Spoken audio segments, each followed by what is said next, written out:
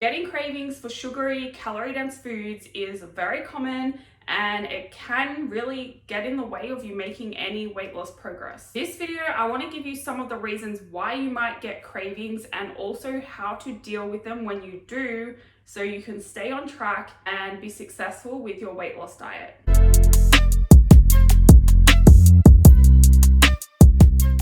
Hello, welcome back to my channel. My name is Jodie and I help you change your beliefs so you can change your body, your health, and your life. In this video, we are talking about cravings, and I want to explain some of the reasons why you might get cravings, because if you know why, then you can kind of learn to expect when they might happen, and that is going to help you better manage them. One of the main reasons you might get cravings is actually due to your hormones, so it's not something you can really control too much. An example is your menstrual cycle. If you're female, during the luteal phase, it is very common to get cravings for sugary, calorie-dense foods. And also, if you are someone that gets stressed very easily or is under a lot of stress, cortisol can also increase your desirability for sugary, high-fat, calorie-dense foods. So if that is the case, the best way to manage this is to actually give in to that craving a little bit in a controlled manner, rather than just trying to ride it out and use your willpower but then binging later on because you couldn't control it.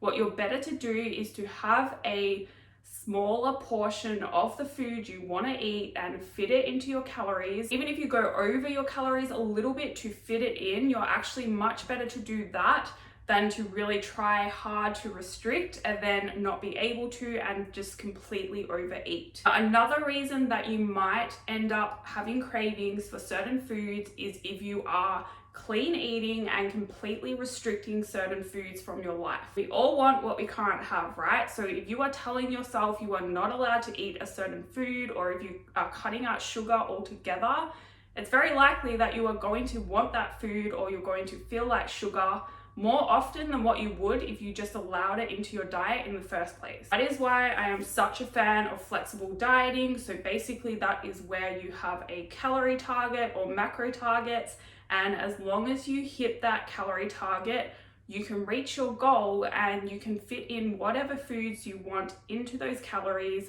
Of course, you want to be mindful of getting enough nutrients into your diet as well, but there really is no harm in fitting in some sugar, fitting in some chocolate, or whatever you feel like, as long as it is in the right quantity and actually fits that calorie target. If you restrict yourself all week and then you get to the weekend when food is more easily available, just say you're not stuck at work, you have the option to go out if you want, or you might even have catch up with friends out at restaurants, and food is just everywhere. If you have been restricting yourself all week, it's going to be far more likely that you give in to all the temptation around you than what it is if you actually feel satisfied from eating enough calories during the week as well. You get to the weekend, because you're not starving and you've had little treats and little bits and pieces during the week, there's just not going to be such an urge to overeat all those foods that you might be craving. Now, another reason that you might be getting cravings for sugary foods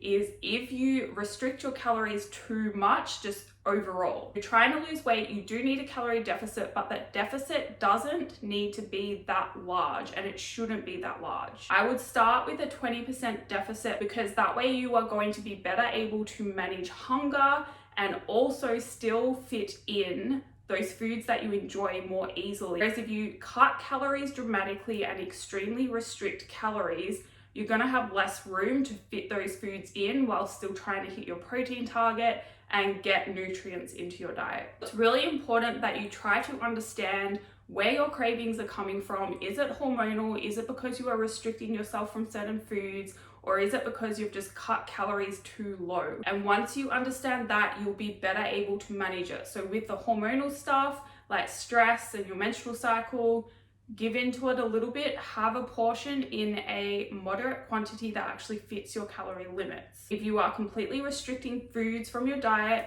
bring them back in, have them in small quantities. If there is a certain food that you find that you just can't have in a small quantity, remove that from your house, but there's probably something else that you can find that hits the spot, but you don't end up overeating. So an example of this is like nuts, right? They are so easy to overeat. You'd be much better off not having those in the house and having something else that hits that spot for you instead, that you can get in like an individual serve packet.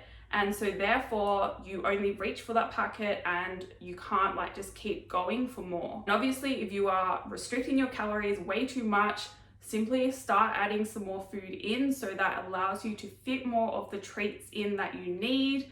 And you've got to understand, if you can manage your cravings, you're going to be better able to stick to your diet, and that is what is going to help you make weight loss progress. That is all for this video. If you have any questions, please feel free to send me an email. I put the link in my description box, and hit the like button, hit subscribe if you want to see more. Thank you for watching. I'll see you in the next video.